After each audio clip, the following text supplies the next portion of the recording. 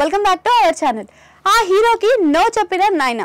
అసలు విషయానికి వస్తే బాలీవుడ్ కండల వీరుడైన మన సల్మాన్ ఖాన్, అంతేకాకుండా మురుగదాస్ గారి కాంబినేషన్లో రాబోయే సినిమా సికిందర్.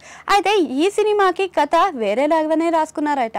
అయితే వీళ్ళిద్దరు కాంబినేషన్ చాలా గ్యాప్ తర్వాతనే రాబోతుంది. అంతేకాకుండా ఈ కథ కోసం చాలా గ్యాప్ తీసుకున్నారు మురుగదాస్ గారు.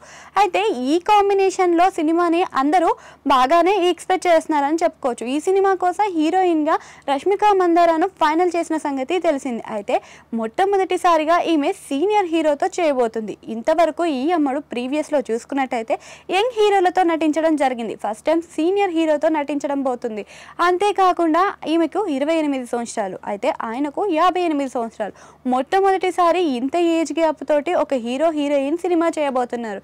అయితే వీళ్ళ పేరు అనేది సిల్వర్ స్క్రీన్ పైన ఏ విధంగా ఉంటుంది అనేది మాత్రం చూడాలి మరి. అంతేకాకుండా ఈ విషయాలన్నీ పక్కన పెడితే ఇప్పుడు ఈ సినిమాకి ముందుగా కథను మురుగదాస్ గారు నయనతారకి చెప్పారట. అయితే సల్మాన్ గారి పక్కన మన నయనతార బాగుంటుంది అని చెప్పి ఈ సినిమా స్టోరీని ఆమెకి చెప్పడం జరిగిందట.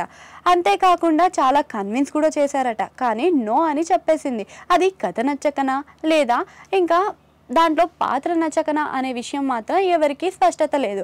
అయితే మొదటిగా ఆమెను చూసుకున్నట్టయితే నయనతార లేడీ ఓరియంటెడ్ సినిమాల్లో తనకంటూ ఒక ప్రత్యేక గుర్తింపుని అయితే తెచ్చుకుంది. అంతేకాకుండా తనకంటూ ఒక మంచి స్టోరీని ఎంచుకునే విధానం మాత్రం ముందుంటుంది.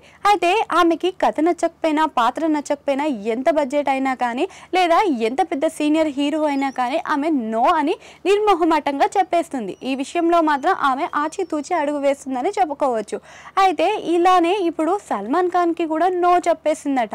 ఇంకా వాళ్ళ ఇద్దరు స్టోరీ విషయానికి వస్తే ఇప్పటి వరకు ఆమె స్టోరీ నచ్చినా లేదా పాత్ర నచ్చినా ఎంత సీనియర్ హీరో అయినా కానీ ఆమె సినిమా చేయడానికి ముందుగా ఉంటుంది. అంతేకాకుండా ఈ మధ్య కాలంలో ఆమె సీనియర్ హీరోలతో సినిమాలు చేసిన సంగతి అందరికీ తెలిసింది.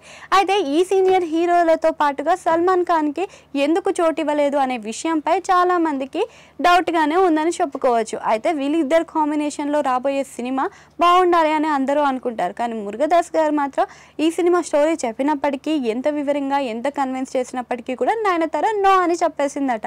అయితే వీళ్ళిద్దరి కాంబినేషన్ ఎలా ఉంటుందో కామెంట్ సెక్షన్లో కామెంట్ చేయండి. అలాగే అక్కడ గంట సింబల్ ఉంటుంది, దాన్ని నొక్కేరి.